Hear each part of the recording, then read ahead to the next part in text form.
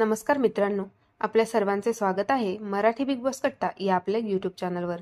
आज आपण या व्हिडिओमध्ये बघणार आहोत भाऊच्या धक्क्यामध्ये रितेश देशमुख यांनी आज कोणाला घराबाहेर काढलं ते। तर व्हिडिओला सुरुवात करण्याआधी चॅनलला सबस्क्राइब करायला विसरू नका, कारण दरवेळेसप्रमाणेच यावेळी सुद्धा 100% कन्फर्म इविक्शनचे अपडेट आम्ही तुमच्यापर्यंत घेऊन आलो आहे। चला तर मग व्हिडिओला सुरुवात करूया। आज रितेश देशमुख यांनी वोटिंग ट्रेंडनुसार इविक्शन न करता एक शॉकिंग इविक्शन केले आहे।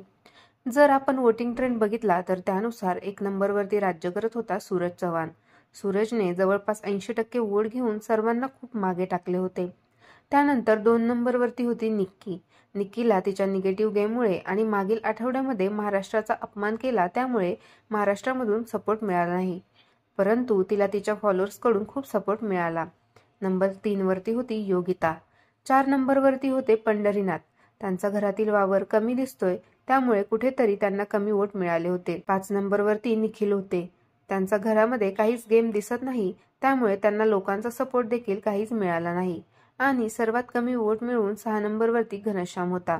त्याचा घरात जरी वावर असला तरी लोकांना त्यांचा गेम आवडत नाही, त्यामुळे या सोशल मीडिया वोटिंग ट्रेंडनुसार घनश्याम घराबाहेर जायला हवा होता, परंतु तसं झालेलं नाही।